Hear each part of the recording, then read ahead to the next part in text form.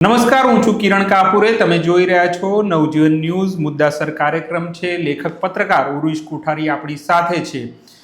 મુદ્દો છે દેશની એજ્યુકેશન સિસ્ટમનો જે સતત ખાડે જઈ રહી છે. પહેલા નીટની એક્ઝામનું પેપર ફૂટ્યું ને હવે CBSEની પરીક્ષાની મૂલ્યાંકન પદ્ધતિમાં છબરડા બહાર આવ્યા છે ને તે છબરડા વિદ્યાર્થીઓ જ લાવ્યા છે ને તે પછી એ સિસ્ટમમાં કેટલી બધી ખામી છે તે પણ વાત સામે આવી છે. આ પૂરો મુદ્દો ગંભીર છે, વિદ્યાર્થીઓના ભવિષ્યને લગતો છે. તો આ વિશે ઉરુષભાઈ સાથે વિગતે વાત કરીએ. ઉરુષભાઈ, આ તો નીટનું એક્ઝામનું પેપર ફૂટ્યું ને હવે આ CBSEની વાત આવી છે ને CBSEમાં જેટલું મેં જોયું એમાં તો એવું છે કે વિદ્યાર્થીઓ જ આ છબરડા બહાર લાવ્યા છે. હજુ તો કોઈ એવા એક્સપર્ટ જો આમાં પડે તો આમાં કેટલું બધું નીકળી શકે.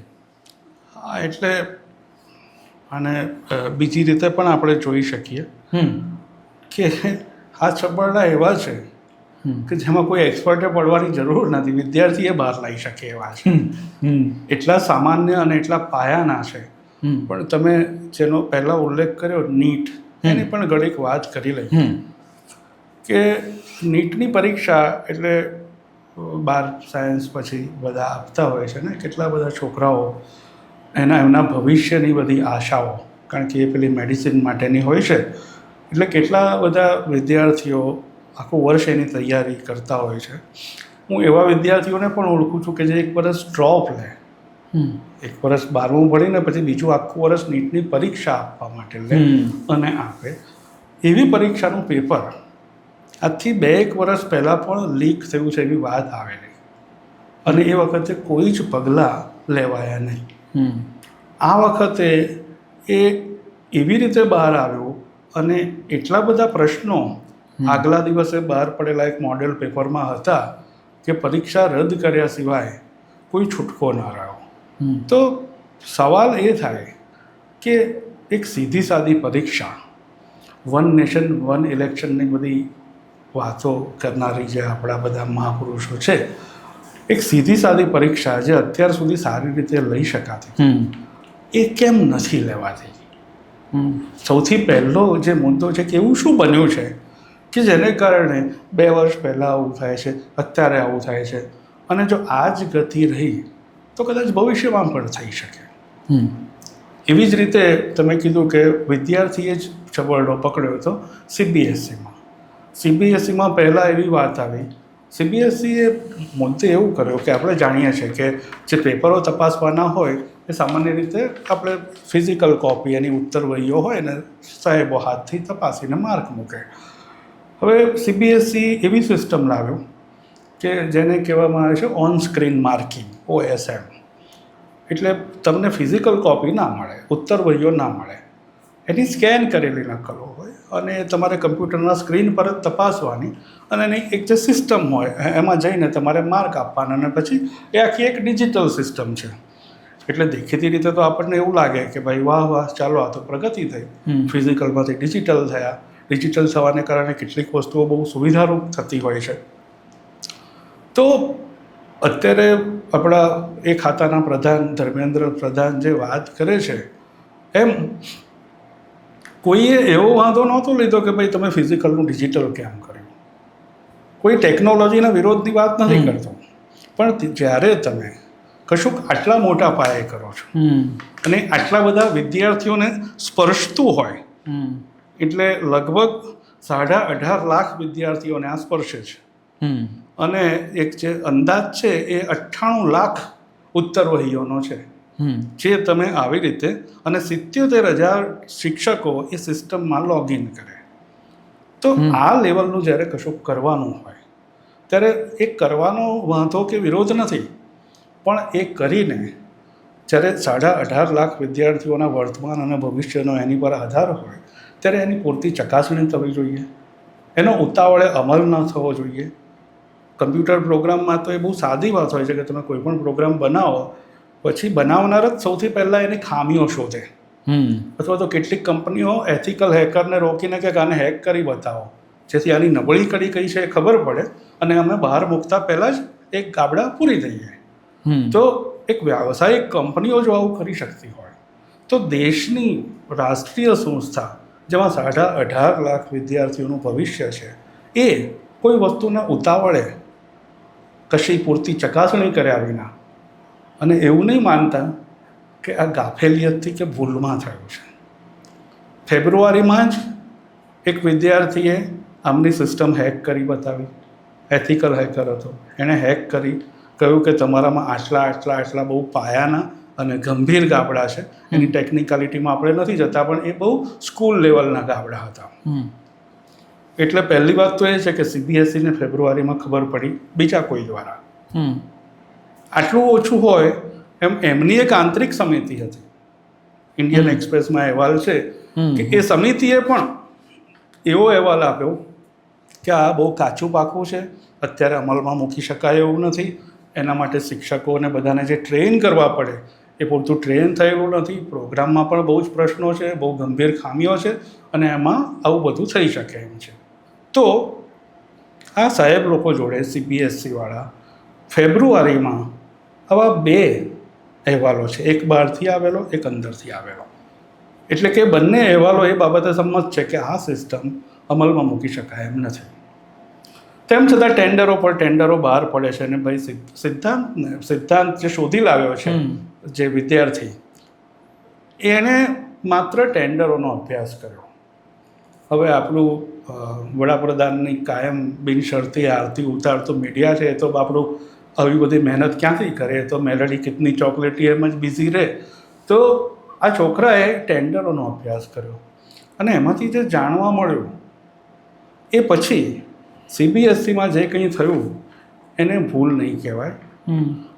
સીબીએસસીમાં જે થયું એ કૌભાંડ છે, એ સ્કેન્ડલ છે. અને હું બહુ જવાબદારીપૂર્વક આ શબ્દ બોલું છું. અત્યારે હવે છેલ્લા 12 વર્ષમાં એવો રિવાજ પડ્યો છે કે આ સરકાર જે કંઈ કરે અને આ સરકારનું જે કંઈ પકડાય એને બીજું કંઈ પણ નામ આપવાનું, પણ સ્કેન્ડલ નહીં કહેવાનું, સ્કેમ નહીં કહેવાનું, કૌભાંડ નહીં કહેવાનું. અને પછી એવો દાવો કહેવાનો કે મારી સરકારનું તો કોઈ કૌભાંડ જ નથી. હા ભાઈ, તમે લેબલિંગ બદલી નાખ્યું તો ક્યાંથી હોય? તો આ છોકરાએ જે શોધી લાવ્યો એમાં એવી વાત હતી કે આ કામ જે ઓન સ્ક્રીન માર્કિંગનું કામ, જે ડિજિટલ કામ છે, એ કરવા માટે કેવી રીતે શરતોમાં ફેરબદલ કરવામાં આવી. અને અત્યારની જે કોએમ્પ્ટ એજ્યુટેક નામની કંપની છે, એક તબક્કે એની સામે સ્પર્ધામાં TCS જેવી આંતરરાષ્ટ્રીય ખ્યાતિ ધરાવતી કંપની હતી અને સામે આ કોએમ્પ્ટ એજ્યુટેક. તમે વિચાર કરો કે ક્યાં TCS અને ક્યાં કોએમ્પ્ટ.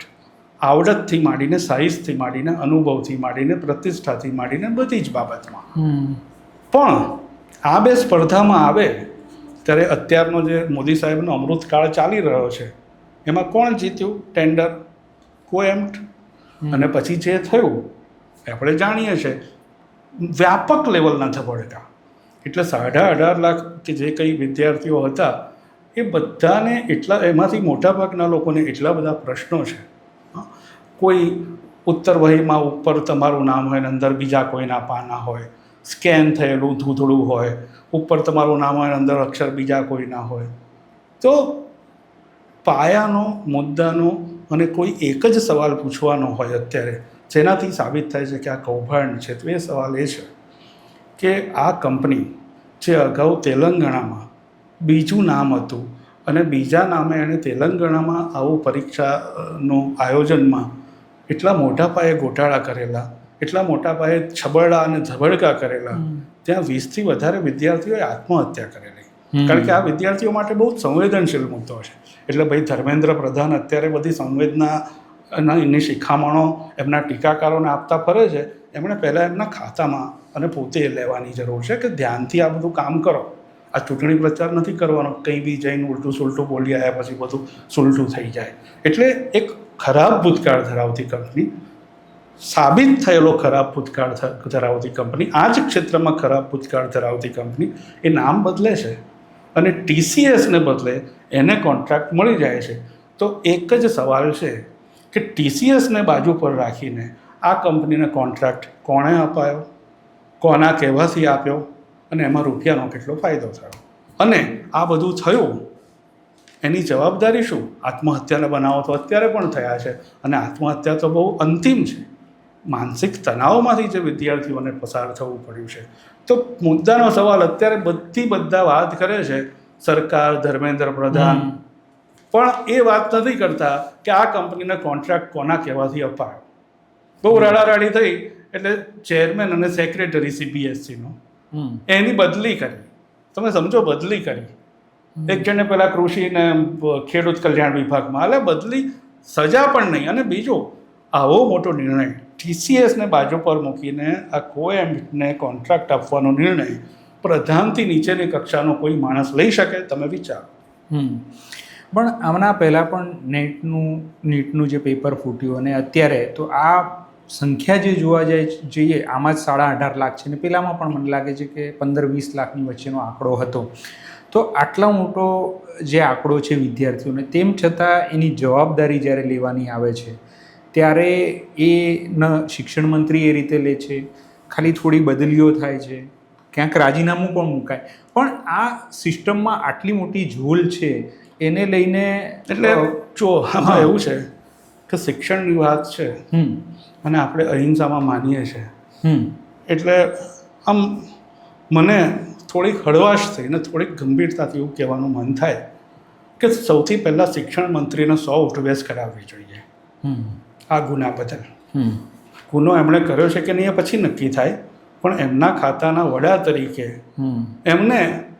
એમની જે કંઈ આગળ પુરવાર થાય ગુનો કે ન થાય એના પ્રમાણમાં સજા થાય કે ન થાય, પણ નૈતિક જવાબદારી તરીકે એમને મીડિયા સામે ઊભા રાખીને 100 ઉઠબેસ કરાવવી જોઈએ. એટલું તો એક કરવું જોઈએ.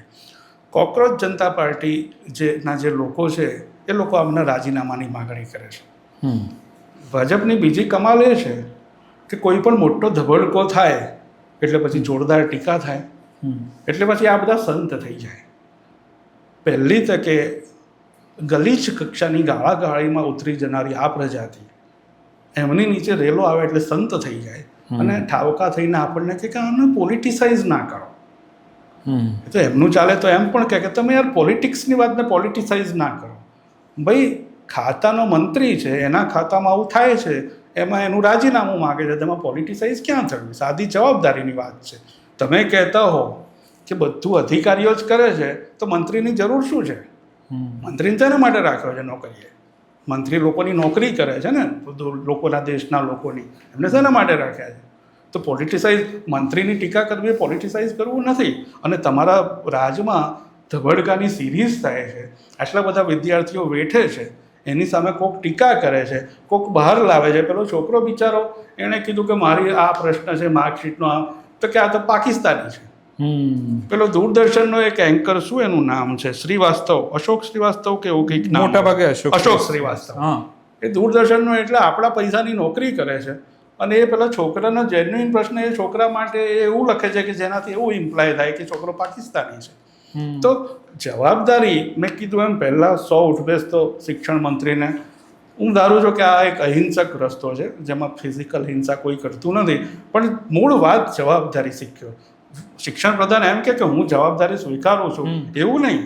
સ્વીકારો તો તમારે એનું અમને દેખાડવું પડે ને કે તમે સ્વીકારી. તો પ્રાથમિક ધોરણે આટલું તો થયું જ છે, તો એની આટલી સજા છે. પછી આગળ ઉપર મોટું જે કંઈ બહાર આવે તે આપણે જોઈશું. એનાથી ઉપર એક ડગલું જઈએ, ચિંતા ના કરતા ભાઈ, મોદી સાહેબને ઉઠબેસ નથી કરાવવાની. હવે આમાં નરેન્દ્ર મોદી વડાપ્રધાનનું નામ આવે ને એટલે પ્રજાના કાન ઊંચા થઈ જાય કે તમે એમને બધામાં ક્યાંથી વચ્ચે લાવો છો? એમને આમાં શું લેવા દેવા? આ તો એજ્યુકેશનનું છે. આવું તમને બી થયું હશે, કદાચ તમારામાંથી ઘણાને થયું હશે. તો તમારી ખરાબ સ્મૃતિને જરાક ટકોરો મારો. એક શબ્દ યાદ આવે છે, પરીક્ષા પે ચર્ચા. કોણ કરતો હતો? વડાપ્રધાન. તો એ એમનું કામ હતું. પરીક્ષાની જવાબદારી એમને નથી, તો પરીક્ષા પે ચર્ચા કરીને પરીક્ષાના ઉપદેશો આપવાની એમની જવાબદારી છે. અચ્છા, એક્ઝામ વોરિયર્સ નામની એક ચોપડી યાદ આવે છે? કોણે લખી હતી? વડાપ્રધાને. તો જે ભાઈ એક્ઝામ વોરિયર્સ નામની ચોપડી લખે છે, પરીક્ષા પે ચર્ચાના ફાંકા ફોજદારી કરે છે, એ વડાપ્રધાન છે, ત્યારે પરીક્ષાઓમાં આટલા ધબડકા વળે છે અને લાખો છોકરાઓનું વર્તમાન રોળાઈ જાય છે, ત્યારે મોઢામાં મગ ભરીને બેઠા છે અને મન કી બાતમાં કહે છે કે આ ઉનાળો આવ્યો છે અને કેરીઓ અને લસ્સી. તો એમની ટીકા કેમ ના કરવી જોઈએ? અને એમની ટીકા ના કરો એ ખરેખર તો નૈતિક ગુનો છે. કારણ કે એટલે મૂળ વાત એ છે કે કોઈ જવાબદારી લેવા જ પેલો ભાઈ વડાપ્રધાન અત્યારે આ બધું ચાલે છે, મન કી બાતમાં કેરીઓની લસ્સી વાત કરે, આપણને થાય કે યાર આ દેશમાં કોઈ જવાબદારીનો ખ્યાલ જેવો આ લોકોના મનમાં છે જ નહીં. એ પોતાના જ તોરમાં અને પોતાની જ તાનમાં છે. બસ હું રોજ અરીસામાં જોઈને હું કેટલો રૂપાળો, હું કેટલો મહાન, એવું ના હોય ભાઈ. તમે દેશના વડાપ્રધાન છો, આ ઠકરાત નથી. પણ એવું આપણને કદી ફીલ નથી થતું ને આપણે એમનું નામ જેવું લાવીએ એટલે બધા કે એમનો વાંક નથી, એમનો વાંક નથી. ભાઈ વાંકનો સવાલ નથી, જવાબદારીની વાત છે. બીજું કે આ ઓન સ્ક્રીન માર્કિંગની વાત આવે છે, એટલે જ્યારે ટેકનોલોજીનો યુઝ થાય છે ત્યારે એમ કહેવાય છે કે ભાઈ આ ઝડપી થાય કાં તો પારદર્શી રીતે થાય, પણ એ પછી સેન્ટ્રલાઇઝ થઈ જાય છે આખી બાબત, અને આમાં પણ એવું થયું લાગે છે. બિલકુલ. અને બીજું એવું છે કે કોઈ પણ ટેકનોલોજી ફૂલ પ્રૂફ નથી હોતી. એને આટલા મોટા પાયે અમલમાં લેતા પહેલાં સામાન્ય રીતે એવું કરવામાં આવે કે સેમ્પલ પાયલટ પ્રોજેક્ટ છે ને કે એવું કરવામાં આવે થોડા એક સામટું એનું અમલીકરણ ન કરે. આટલા મોટા પાયે આટલા લોકોનું ભવિષ્ય દાવ પર લાગેલું હોય ત્યારે એને પહેલાં ચકાસી જોઈએ, એની ભૂલો એને એકદમ લાવી ના દે. 2, 3, 4 વર્ષે પછી ધીમારી એટલી ક્યાં ઉતાવળ છે આપણે એને ફૂલ પ્રૂફ કરીને લાવો. અને અત્યારે તમે જુઓ કે જે ધર્મેન્દ્ર પ્રધાન શિક્ષણ મંત્રી બધી વાતો કરે છે એમાં એક તરફ બચાવ છે અને બીજી તરફ ટીકાકારોની ટીકા પણ છે. તો ભાઈ આ મુદ્દે તમારી ટીકા ના કરે તો શું તમારી આરતી ઉતારે? તમે કહો છો કે આ મુદ્દો દેશહિતનો છે, તો અમારું એક્ઝેક્ટલી એ જ કહેવું છે કે આ મુદ્દો દેશહિતનો છે અને એ મુદ્દે દેશહિતનું રક્ષણ કરવામાં મંત્રી તરીકે તમે નિષ્ફળ ગયા છો. એટલે તમારે તો છે ને એકદમ અદબ બલાવટી મોં પર આંગળી ગરીબ ગાય બનીને લોકો ડફણા મારે ને ખાઈ લેવાના અને બને તો રાજીનામું આપી દેવાનું. પણ તમે ખોંખારીને વાત છે ના કરો. તમારી બકરી ડબ્બામાં છે અત્યારે. અને બીજું મેં કીધું એમ ફરી યાદ કરાવું કે આ કૌભાંડ છે, જેણે કર્યું એ તમે શોધો, પણ તમે જેના વડા છો એમાં એક કૌભાંડ થયું છે ને એની નૈતિક જવાબદારી તમારી છે. બીજું આપણે હવે આ શિક્ષણની આપણે બધી જ વાત કરી રહ્યા છીએ એના છબરડાની, તો થોડું જે અહીંયા ગુજરાતમાં બી જે એક પેલું પ્રવેશ પ્રક્રિયાનું પોર્ટલ છે એના વિશે પણ થોડી વાત કરવી. જીકાસની આપણે આગળ એક કાર્યક્રમ જીકાસ વિશે આખો કરેલો. એ જીકાસ પણ એક સરકારની એવી એક જીદ અડિયલપણું અને કશું સીધું ચાલતું હોય તો એમાં જઈને એને વીંખી નાખવું, એ માનસિકતા છે ને એનું જ પ્રતીક છે. આમાં કમાલની વાત છે કે આજે જે યુનિવર્સિટી તરફથી આવતો હતો, યુનિવર્સિટીની સામે અખિલ ભારતીય વિદ્યાર્થી પરિષદ જે ભાજપની છે એમણે જીકાસ વિરોધી એક મોટું બોર્ડ માર્યું છે, જીકાસનો વિરોધ કરતો. પણ આપણે આશા રાખીએ કે અખિલ ભારતીય વિદ્યાર્થી પરિષદ જેમ જીકાસનો વિરોધ કર્યો એમ આ બધાનો પણ વિરોધ કરે અને એમના નામમાં જે વિદ્યાર્થી શબ્દ આવે છે એનો થોડોક જરા સાર્થક કરી બતાવે. બીજું એક કે આ CBSE કે આ બધા જે માળખું બન્યા હતા એ બધું બહુ વિશ્વાસપાત્ર હતા. અત્યાર સુધી વિદ્યાર્થીઓને પણ વિશ્વાસ હોય કાં તો જે એની સાથે સંકળાયેલા હોય કે ભાઈ આમાં કશું અજુગતું નહીં થાય. હવે એ બધા માળખામાં આ બધા પ્રશ્નો ઊભા થઈ રહ્યા છે, એટલે હવે એની રજૂઆત ક્યાં થાય એનું ખરેખર તો કે કોર્ટે પણ આમાં આવવું જોઈએ એવું પણ લાગે છે. ના, અને આમાં એવું છે કે ખરેખર આ બધા જો આમાં કોઈ માળખું આદર્શ નથી હોતું. એને રહેતે ભૂલમાંથી શીખી સુધારી અને આદર્શ તરફ લઈ જવાનું હોય છે. દરેક રાજમાં માણસો ઓછા વત્તા અંશે ભ્રષ્ટ કે ખરડાયેલા હોય જ છે. બીજા રાજમાં ને આ રાજમાં ફરક એ છે કે આ રાજમાં ખરડાયેલા ભ્રષ્ટ લોકોને ખબર છે કે આપણે એકવાર બધું કાંડ કર્યા પછી કેસરી ખેસ પહેરી લઈશું ને એટલે આપણો વાળે વાંકો નહીં જાય. એટલે જે બધી મુશ્કેલીઓનું એક મૂળ આ માનસિકતામાં છે. બીજી તરફ સરકારને એવું છે કે લોકોનું જે થવાનું હોય થાય. આપણે જય શ્રી રામ ને મંદિર ને આવું તેવું બધું કર્યા કરીશું, મુસલમાનોનો વિરોધ બધું કર્યા કરીશું. એટલે ગવર્નન્સ એટલે કે સુશાસન અથવા તો પ્રાથમિક શાસનમાં ગમે એટલા લોચા મારીશું, ગમે એટલા પુલો તૂટી જશે, ગમે એટલા રોડ રસ્તા ગમે એટલી વાર ખરાબ થશે અને કરોડો રૂપિયાના કૌભાંડ થશે, પેપરોમાં લોચા થશે, પણ આ પ્રજાનું પેટનું પાણી હલવાનું નથી. એમને તમે પેલી ધાવણી પકડાવી દીધી છે ને ધર્મની, જે ધર્મની તો છે જ નહીં, ધર્મના રાજકારણની છે, એ ચૂસ્યા કરશે બેઠા બેઠા. એટલે એ લોકો બી નિરાતમાં છે, કાંડ કરનારા બી નિરાતમાં છે, કાંડ કરનારા કરાવનારા કે એમના આકાઓ બી નિરાતમાં છે, અને પ્રજા શેમાં છે આપણને ખબર છે કારણ કે આપણે જ પ્રજા છીએ. હવે છેલ્લો સવાલ કે શિક્ષણ ક્ષેત્રમાં આટલા બધા છબરડા થાય છે, આ વિષય બહુ ગંભીર છે, એ કોઈક રીતે એ વાત પાસ ઓન નથી થતી. એ ક્યાંક વાત આવે છે, મીડિયામાં આવે છે, પણ એ બધા સમૂહમાં એક થઈને એ વાત નથી. એનું એક કારણ એવું છે કે જે માસ મીડિયા આપણે કહીએ ને, જો યુટ્યુબ, સોશિયલ મીડિયા એ બધાનું એક વજન છે, પણ મેઇન સ્ટ્રીમ મીડિયા અને શિક્ષણ સાથે સંકળાયેલા લોકો છેલ્લા થોડા વર્ષમાં તો ગમે એને હલચાલ ચાલતા શિક્ષણ શાસ્ત્રી કહી દેવાની ફેશન થઈ પડી છે, શિક્ષણવિદ ને શિક્ષણ શાસ્ત્રી. તો આટલું બધું શિક્ષણમાં થયું અને શિક્ષણના ક્ષેત્રની વિશ્વસનીયતા પર આવડો મોટો એટલે સિરિયલ રેપ થયા. આ કોઈ શિક્ષણ શાસ્ત્રીને તમે સાંભળ્યા? કારણ કે બધાને મન અગત્યનું એ છે કે શિક્ષણ બધું ઠીક છે, આપણે મૂળ આપણી પાર્ટી લાઈન ચલાવી રાખવાની, કે આપણી જે ભક્તિ છે એ ભાઈ આ પાર્ટીનો ને રાજકારણનો પ્રશ્ન નથી. તમે ભાજપને મત આપો કે કોંગ્રેસને, જેને આપવો હોય તો કે આપને જેને આપવો હોય તેને આપો. સવાલ એ છે કે આમાં તમારા છોકરાનું તમારા નહીં તો તમારા પડોશીના કે તમારા ભાઈ બહેનના કે તમારા સગાવાલાના છોકરાનું સીધું ભવિષ્ય છે. અને એવું નહીં માનતા કે આ કૌટુંબિક મામલો છે. આપણે જેના ભવિષ્યની વાત કરી, જે છોકરો છે ને દેશનો આવતીકાલનો નાગરિક છે, એટલે એને એક તો તમે શિક્ષણ ખરાબ આપો, એને શિક્ષણની જે પ્રણાલી છે એની વિશ્વસનીયતા પરથી એનો વિશ્વાસ ઉઠાડી દો. એને એ ખબર ના પડે કે હું આજે પરીક્ષા આપીશ, એનું પરિણામ આવશે કે નહીં, સાચું આવશે કે નહીં, પેપર ફૂટવાને કારણે ફરી પરીક્ષા આપવી પડશે કે નહીં. અને આ બધું કર્યા પછી બહાર આવે ને એને ખબર પડે કે એની ડિગ્રી તો કશા કામની જ નથી, કારણ કે એમાં કશું આવ્યું જ નથી. અને છેલ્લી એક વાત આજે અલગથી આપણે મુદ્દો કરવો જોઈએ, એ નવી શિક્ષણ નીતિના નામે રૂપાળા શબ્દોમાં આ લોકોએ જે અંદર બધું ઠાંસ્યું છે. એટલે હવે એવું થશે કે કોલેજના 4 વર્ષ કર્યા છે, એમાં પહેલાં તમે કોલેજના 2 વર્ષ કરીને ઉઠી જાઓ ને તો ડ્રોપ આઉટ કહેવાઓ. હવે આપણે કોલેજના દરેક વર્ષે તમે જો ઉઠી જાઓ તો તમને કંઈક ડિગ્રી આપવાની, એવું. એટલે આ છે ને, આ ભાઈ લોકો કંઈ બી નવું લાવે તો રૂપાળા શબ્દોની ફેસ વેલ્યુ પર નહીં જવાનું, એની વાસ્તવિકતા જોવાની, શબ્દોની પાછળનો મર્મ, એનો આત્મા અને એના અમલ કરનારાની દાનત જોવાની. એ બહુ અગત્યનું છે. એટલે મુદ્દો એમ છે કે આ કોંગ્રેસ ભાજપનો પ્રશ્ન નથી, આ રાજકારણનો પ્રશ્ન નથી. એના માટે જવાબદાર રાજકારણ છે, પણ આ પ્રશ્ન આપણો છે, સમાજનો છે. અને આપણને જ નહીં અડે, આપણને જ નહીં દજાય, આપણે જ એનો દજારો અનુભવીને સામે કશું આ લોકોને ટપારીશું નહીં તો એમને તો ફાવતું જડશે. તો ખૂબ સરસ વાત મૂકી આવી ઉરુષભાઈ તમે. આપણી શિક્ષણ વ્યવસ્થા કેવી રીતે ખાડે ગઈ છે તે આવી ઘટનાઓ પરથી સમજાય છે, અને આવી ઘટનાઓ હવે વધી રહી છે. તો આ પ્રકારની ચર્ચા લઈને અમે આવતા રહીશું. અત્યારે મુદ્દાસર કાર્યક્રમમાં મને અને ઉરુષભાઈને રજા આપશો. અમારી ચેનલને જરૂરથી સબસ્ક્રાઈબ કરો. નમસ્કાર. વૈષ્ણવજન તો તેને કહીએ જે પીડ પરાઈ.